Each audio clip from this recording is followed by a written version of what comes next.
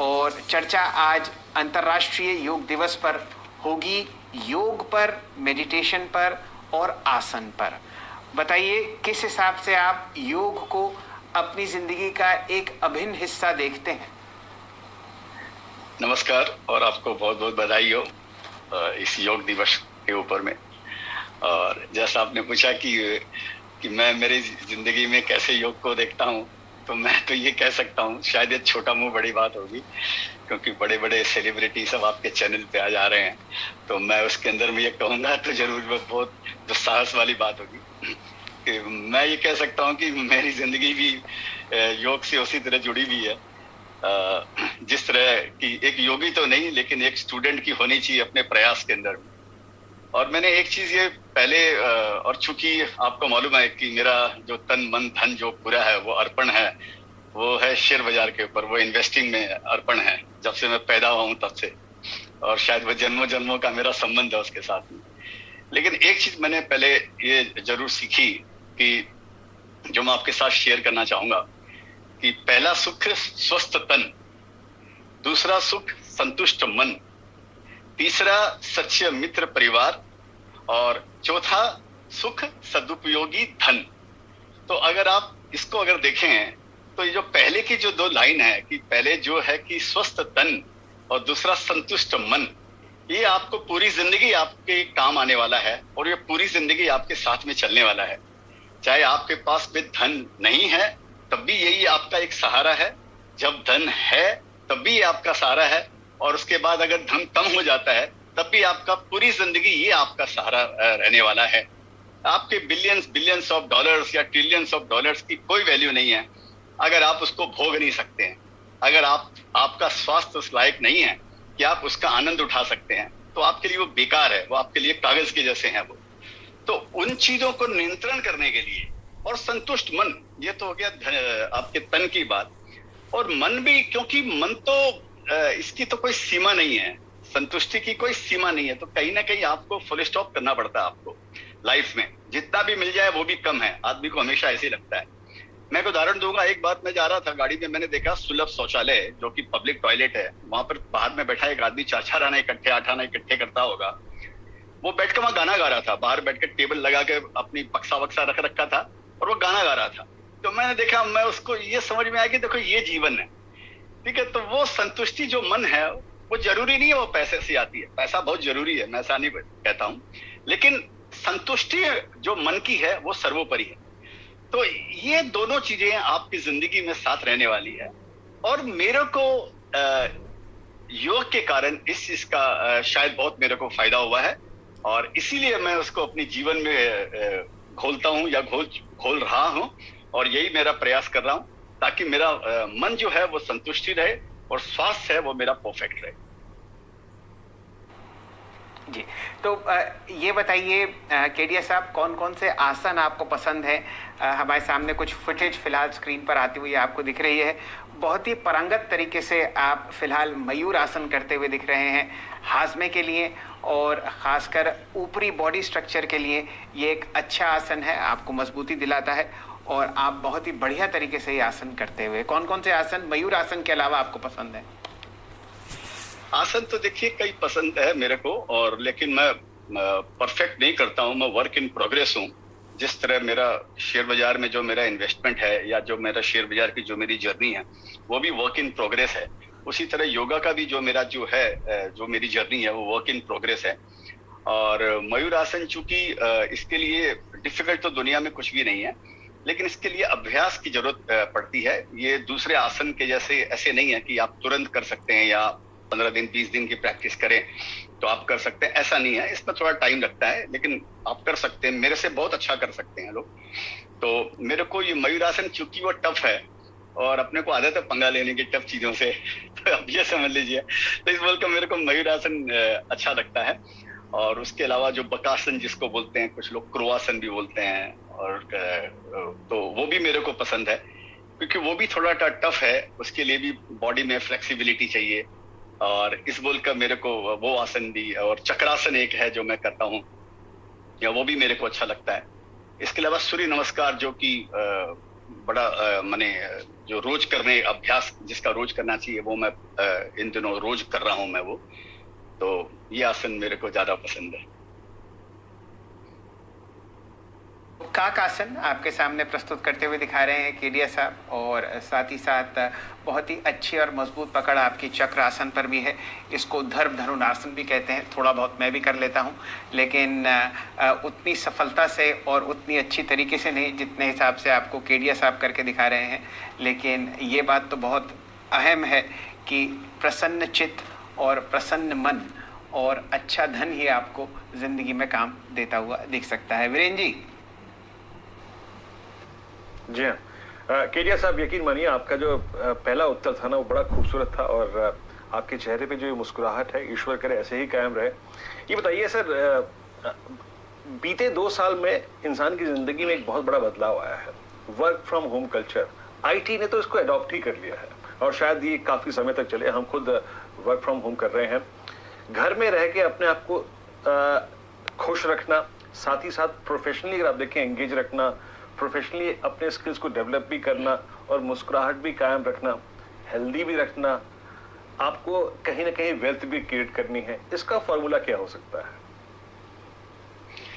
इसका सही फॉर्मूला तो मैं बता नहीं पाऊंगा, लेकिन जो मैंने आपको बताया कि जो पहले जो मैं जो बात की कि वेल्थ क्रिएट करना, इसकी कोई ये सब्जेक्टिव है, इसकी कोई डेफिनेशन नहीं है कि फिर आता है कि कितनी वेल्थ क्रिएट करना और कितना खुश होना। तो इस बोलकर ये इसकी कोई डेफिनेशन नहीं है। तो मैं क्या करता हूँ ये मैं आपको बताता हूँ कि चूंकि आपको मालूम होगा कि जो शेयर बाजार का धंधा है, जो बिजनेस है शेयर बाजार का, ये रिस्की बिजनेस है, राइट। और ये जुआ खाना नहीं है। सबसे पहले जो ज्यादातर 90% लोग ऐसा समझते हैं कि ये जुआ खाना है। तो जाकी रही भावना जैसी, प्रभु सूरत बिन देखे तैसी। तो जो जैसी दृष्टि वैसी सृष्टि, जो जैसा विचार करते हैं मार्केट उनको उसी के हिसाब से उनको परिणाम भी देता है। तो मेरे लिए तो ये एक बड़ा सेक्रेड बिजनेस है, जिसको पवित्र बिजनेस है, ऐसा मैं मानता हूँ ऐसा। और मैं क्या करता हूँ, जो मेरा जो पहले जो 4 लाइन सुनाई, उसका जो दूसरा जो पंक्ति है कि दूसरा सुख संतुष्ट मन। मैं Hey, what's new? New tooth or no tooth? Daddy got me new. मैं ऐसी चेष्टा करता हूँ, मैं ऐसा नहीं करता हूँ कि मैं पूरा कर पाया हूँ, वर्क इन प्रोग्रेस हूँ। मैं ये चेष्टा करता हूँ कि मैं किसी भी हालत में मैं मेरे मन को संतुष्ट रखूं। इसका मतलब ये नहीं है कि मैंने काम करना छोड़ दिया, या मेरी नजर ऊंची नहीं है, या मेरे में एम्बिशन की कमी हो गई है। वो बहुत है, लेकिन मैं रोज रोज को बोल के क्या करने वाला हूँ, राइट। होई वही जो राम रची रखा, क्यों करी तर्क बढ़ावे शाखा। जो बीज मैंने बो दी है, मेरा काम तो बड़ा सिंपल है ना, शेयर बाजार में बीज बोना, उसके बाद में फसल आना, उसमें पौधे आना, उसके बाद फिर फसल आना, फिर या समझिए फ्रूट्स आना, फल आना, फिर वो फल को खाना। ये प्रोसेस है, ये नेचुरल प्रोसेस है। तो वो प्रोसेस में एक बार लगने के बाद में फिर मेरे को रोज रोज चिंता करने की जरूरत नहीं है, करेक्ट। तो मैं मेरे मन को मैं इस तरीके से या ऐसा मैं करने की कोशिश कर रहा हूँ कि मेरे को चिंता कम हो मेरे को लाइफ के अंदर में, और मैं इस तरह का मेरा इन्वेस्टमेंट करूं जो ऑल वेदर इन्वेस्टमेंट हो, हर समय वो फलदायक हो। ऐसा नहीं कि मैं उसको चेंज नहीं कर सकता हूँ, आज लेने के बाद कल भी चेंज कर सकता हूँ उसको। मैं मेरा काम ही यही है। जैसे माली आकर रोज वो उसमें देखता है कि हाँ भाई ठीक है, ग्रीन शूट आए कि नहीं आए, और तो पानी डाल दिया, थोड़ा खाद डाल दिया, थोड़ा देख लिया, वो मेरा काम है। तो मेरे तो धन का मतलब ये कि मैं ये चाहता हूं कि धन का आपके माइंड से बहुत बड़ा कनेक्शन है। आप अपने माइंड में कितने काम है और कितने संतुष्ट हैं। संतुष्ट का मतलब मैं ये बोल रहा हूं कि नॉट कि गिव अप, लेकिन आप किस तरह से अपने माइंड को, देखिए शेयर बाजार जो है ना, मैं आपको एक थोड़ा सा, शायद मेरा आंसर लंबा होगा। जैसे लोग बोलते हैं कि शेयर बाजार वो आर्ट है या शेयर बाजार साइंस है। मेरे को लगता है शेयर बाजार मनोविज्ञान है, राइट। और मनोविज्ञान भी कैसा, एक तो मार्केट के मन को समझना और एक आप अपने मन को समझना, और उन दोनों का आपस में समन्वय करना, ये शेयर बाजार के धंधे का निचोड़ है। अगर आप मार्केट को तो समझ लेते हैं बहुत अच्छी तरह, समझिए एक्सपीरियंस से, पढ़ के, लिख के, सुन के, देख के, लेकिन अगर आप अपने आप को नहीं समझ पाए हैं, अगर आप अपने मन को कंट्रोल नहीं कर पाए हैं, अगर आप अपने मन में डिसिप्लिन अगर नहीं ले पाए हैं और मन में अगर कामनेस नहीं है, आप सफल नहीं हो सकते हैं। तो ये यहाँ का मूल मंत्र मेरे को ये लगता है कि इस मनोविज्ञान को समझना चाहिए, अपने मन को समझना चाहिए और मार्केट के मन को समझना चाहिए और दोनों में एक तालमेल बैठाना चाहिए। मैं इसी प्रयास में हूं और यही मैं कर रहा हूं। बाकी धन तो जैसे आएगा वैसे आएगा, उसके लिए तो निरंतर प्रयास में मैं लगाई हूं, लेकिन शांति मेरे को माइंड में चाहिए। बाजार डूब जाता है तब भी मैं चेष्टा करता हूं मैं शांत रहूं। जी, तो केडिया साहब जरा चर्चा बाजार की तरफ लेके आते हैं। और जैसे आपने बताया योग मेडिटेशन का बाजार से बहुत ही गहरा संबंध है। बताइए, ये जो वॉलेटिलिटी आप देख रहे हैं बाजार में, इसको किस तरीके से पढ़ते हैं आप? बहुत ही जाने माने स्टॉक पिकर हैं, खासकर मिड कैप और स्मॉल कैप स्पेस में। यहाँ पर मुनाफा वसूली जरा ज्यादा है, क्या ये चिंता का विषय है? क्या करना चाहिए यहाँ पर? नहीं, देखिए, ये पर जैसे मैंने अभी कहा कि ये डिपेंड करता है कि शेयर बाजार एक समुद्र के जैसे है। ठीक है, मेरा एक कोट भी है जो ट्विटर पे मैं एक्टिव हूँ, आप लोगों को मालूम है। तो मेरा एक कोट भी डाला हुआ था 1 साल 1.5 साल पहले कि मार्केट समुद्र के जैसे है। कुछ लोग यहाँ पर खाली तफरी करने के लिए आते हैं कि आए, समुद्र की हवा खाया, पानी वानी देखा, निकल गए। कुछ पैर भिगोने के लिए आते हैं, थोड़ा सा नहा लेते हैं, उसके लिए आते हैं। कुछ यहाँ पर वो अपने इकट्ठा करते हैं, शीप क्या बोलते हैं उसको, वो जो इकट्ठा करते हैं, कुछ उसके लिए आते हैं। कुछ मछली पकड़ने के लिए आते हैं और कुछ एक्सप्लोरेशन के लिए आते हैं, मिनरल्स एक्सप्लोर करने के लिए आते हैं। तो ये शेयर बाजार का ऐसा यहाँ इतने ढंग, इतने रूप है। और उन सबके अंदर में जितना आप अंदर जाओगे मार्केट के अंदर में, उतनी रिस्क ज्यादा है। ठीक है, अगर आपको पैर ही भिगोना है तो आपको रिस्क की जरूरत नहीं है, नहाना है तो थोड़ी ज्यादा रिस्क है, मछली पकड़ना है तो उससे ज्यादा रिस्क है, और मिनरल एक्सप्लोर अगर करना है तो उसमें और ज्यादा रिस्क है। और उसके ज्यादा रिस्क के साथ पूरे तामझाम भी है, जिसको हम बोलते हैं इंफ्रास्ट्रक्चर, या जिसको हमारी भाषा में, मार्केट की भाषा में बोलेंगे नॉलेज। तो ये डिपेंड करता है कि आप यहाँ पर पहली बात तो क्या करने आए हैं। दूसरा ये समझना पड़ता है कि जितनी अंदर जाओगे आप, जितनी आप रिस्क लोगे, उतना आपको पेशेंस भी रखना पड़ेगा। पैर तो आप 2 मिनट में भिगो सकते हो, मछली 1 दिन में पकड़ सकते हो, एक्सप्लोरेशन के लिए आपको 2-2 साल 5-5 साल आपको लगने वाला है। तो ये पेशेंस आप में कितना है, वेटिंग पीरियड आपका कितना है, तब तक के लिए सर्वाइवल के आपके पास में क्या उपाय हैं, ये सारी चीजें डिपेंड करती है। तो इसके लिए आपको खुद को जानना है कि मैं इसके लायक हूं या नहीं, या मेरी मानसिक क्षमता वो देखने की या वो वेट करने की वो है या नहीं है, ये इस पर डिपेंड करता है। केडिया साहब, एक चीज अभी और यहाँ पर, वो सिर्फ इंडियन मार्केट्स के लिए नहीं, वो पूरे ग्लोबल मार्केट्स के लिए, ग्लोबल इकोनॉमी के लिए जो सबसे बड़ी चिंता का विषय है वो है इन्फ्लेशन। यूएस क्रूड, भारत में देखिए इन्फ्लेशन के नंबर्स कहाँ चले गए। ये फियर कितना डाउनसाइड मार्केट में खोल सकता है, इस पर मैं आपकी राय चाहूंगा। ये एक बहुत सीरियस फियर है क्या मार्केट के सामने इस वक्त? देखिए, ऐसा है कि आप कोई भी किताब को जितनी नजदीक से देखेंगे उतना आपको ब्लर्ड दिखाई देगा, धुंधला दिखाई देगा। आपको जितना थोड़ा सा बैलेंस रख के दूर से देखेंगे तो आपको क्लियर दिखाई देगा। मार्केट और चिंता, मार्केट और फियर, ये भाई बहन है, ये समझिए सिबलिंग्स हैं, ये साथ साथ चलते रहते हैं इसके अंदर में। अगर आप थोड़ा सा दूर रखें, थोड़ा सा लॉन्ग टर्म का व्यू लें, तो आप देखेंगे कि मैंने ऐसे टाइम भी देखी है कि जब 12% का इन्फ्लेशन हुआ और उस समय भी मार्केट तेज हुआ। मैंने ऐसे भी टाइम मार्केट के अंदर में देखी है, ज्यादा नहीं, 10 साल के अंदर के ये सारी बातें, आप 10-15 साल की जर्नी में आपको ये सारी बातें देखने मिलेगी। आपको ऐसे भी लगा 14%, 15%, 18% इंटरेस्ट रेट था, समझिए 12-14% तो था ही, तब भी शेयर मार्केट तेज होता था। तो एक चीज आप देखिएगा, कभी एक पॉइंट के कारण जब मार्केट किसी एक कारण मार्केट चिंता करता है, एक टाइम ऐसा भी आता है कि उसी चीज के कारण मार्केट पॉजिटिव भी रिएक्ट करता है, क्योंकि मार्केट में वो चीज ऑलरेडी घुल चुकी है, ऑलरेडी मार्केट में एक्सपेक्टेड है। इन्फ्लेशन भी हम लोगों ने इसी तरह देखा है, इंटरेस्ट रेट भी हम लोगों ने देखा है, फेड रेट का ही घटेगा, ये सारे जो चर्चाएं हैं वो उनके लिए है जिनको क्वार्टरली मार्केट में इन्वेस्ट करना है, या 6 महीने के लिए इन्वेस्ट करना है, 2 महीने के लिए इन्वेस्ट करना है।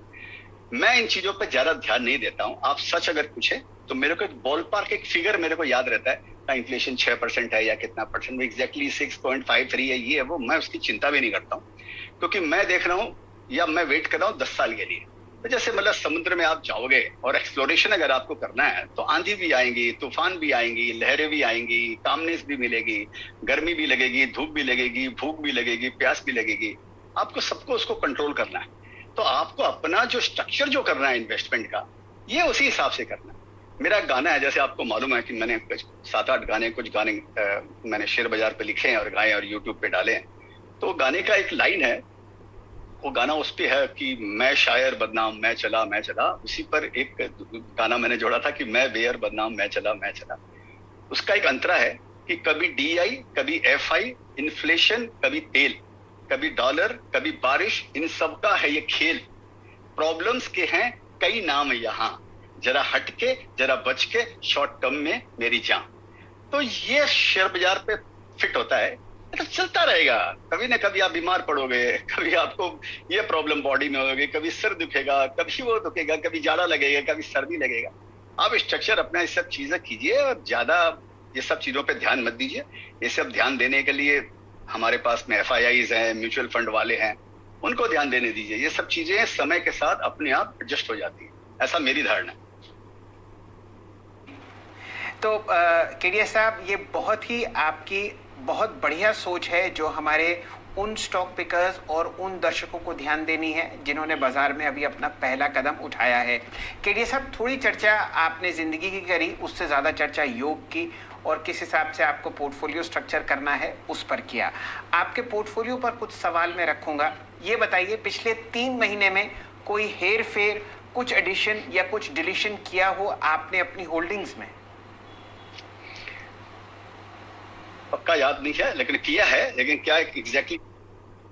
Bad day at trading stocks. हाँ यार, बैड डे फॉर स्टॉक्स में भी देख, मैंने अपना पोर्टफोलियो डाइवर्सिफाई किया हुआ है और अब मैं करेंसी पेयर्स में भी ट्रेड करता हूँ 24 hours a day, 5 days a week with 0 commission. भाई मुझे इसके बारे में कुछ भी नहीं पता। मैं तेरे को समझाता हूँ। ऑक्टा FX डेमो अकाउंट देता है, एजुकेशनल वेबिनार्स भी हैं और अगर कोई और हेल्प चाहिए तो वो भी है। वाह यार, happy trading. Thank you body.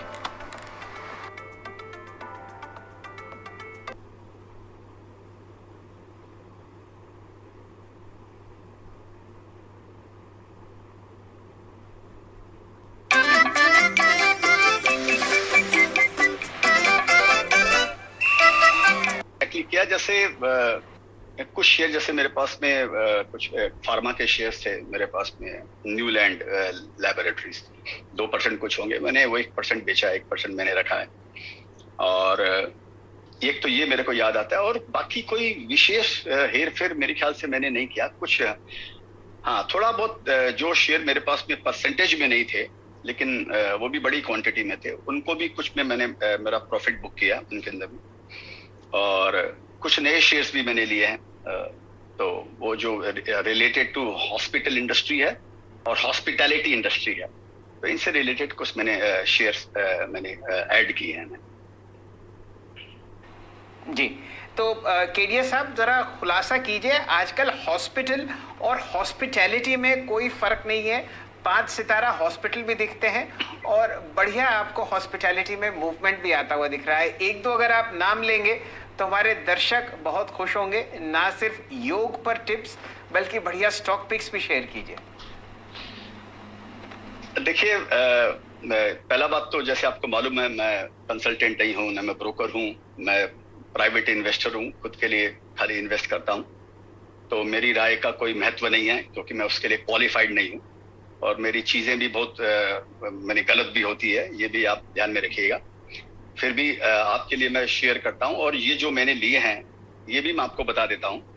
ये मैं समझ के लिया हूँ कि शायद मेरे लेने के बाद भी ये शेयर 10-15% गिर सकते हैं, ऐसा मैं समझ के, 20% भी गिर सकते हैं, मार्केट गिरे तो 25% भी गिर सकते हैं। मैं उसके लिए हर समय तैयार रहता हूँ और मैं इसके लिए भी तैयार हूँ। तो और मैंने लिए थे उनसे, तो अभी ये कुछ भाव थोड़े बढ़े हुए हैं, और लेकिन ये गिर सकते हैं, आप इसके लिए तैयार है। जैसे मैंने एक शेयर लिया महिंद्रा हॉलीडेज, जो हॉस्पिटैलिटी इंडस्ट्री में है, वो 5 सितारा में नहीं है, और वो मैंने लिया था। और कुछ मैंने एक शेयर लिए हॉस्पिटल में, जैसे मैंने 2 शेयर लिए, एक तो फोर्टिस हॉस्पिटल और एक छोटा शेयर है शेल्बी हॉस्पिटल, तो वो मैंने लिया है। और लेकिन ये रिस्की है अभी, क्योंकि ये नीचे से बहुत बढ़े हुए हैं। आप ये समझ के चलना, ये नीचे से सारे शेयर डबल और ट्रिपल हो चुके हैं, तो ये रिस्की बेट हो सकता है। तो उसका आप अपने हिसाब से अपना होमवर्क करके लीजिएगा। और ये मेरा डिस्क्लोजर है फॉर सेबी, फॉर एक्सचेंज और for you and for your investor. और तो बी केयरफुल। जी चलिए, तो केडिया साहब बहुत आभार आपका, आपने इतना समय निकाला और इतनी बढ़िया राय दी योग पर, ध्यान पर, स्टॉक पिकिंग पर, किस हिसाब से पोर्टफोलियो सजाना चाहिए, कहाँ मुनाफा, कहाँ हल्का सा आपने एडिशन किया है। और ये तीनों स्टॉक्स हम लोग जहन में रखेंगे। जहाँ पर भी यहाँ पर हल्का सा डिप आता है, ख़रीदारी की राय आपको आती हुई दिखेगी। आपका हमारे साथ जुड़ने के लिए बहुत बहुत आभार। और मैं उम्मीद करता हूँ वर्क इन प्रोग्रेस है योग आपके लिए, आप इसमें और परंगत उठेंगे। आपने चक्रासन, काकासन और बहुत अच्छी तरीके से मयूर आसन करके दिखाया। और अगले साल जब हम दोबारा जुड़ेंगे योग दिवस पर, तो इसकी चर्चा और होती हुई दिखेगी। फिलहाल समय समाप्त हो चुका है 10 के दमदार ट्रेड्स का। हमारे साथ आपको जुड़ने के लिए बहुत बहुत आभार। और जाते जाते आपके सामने पेश करते हैं महिंद्रा हॉलीडेज का चार्ट। जैसे ही चर्चा करी केडिया साहब ने, देखिए क्या शानदार मोमेंटम आपको यहाँ पर आता हुआ दिखता है। केडिया साहब बहुत बहुत शुक्रिया आपका।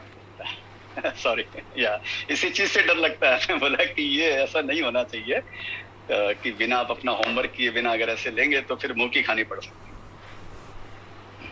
सॉरी। जी, ये बिल्कुल सही राय है। वीरेंद्र जी। चलिए, बहुत शुक्रिया केडिया साहब, बड़ा मजा है आपसे बातचीत करके। चलिए अब चलते हैं, यहाँ से आगे बढ़ते हैं। मुझे और शैल जी को दीजिए इजाजत, और आप लोगों से दोबारा मुलाकात होगी आज 2 बजे कमाई का अड्डा में। निफ्टी पुल बैक देखिए डी हाई की ट्रैजेक्टरी में है, 610 590 एक क्रिटिकल रेजिस्टेंस के तौर पे काम कर रहा है। और बैंक निफ्टी डे लो से लगभग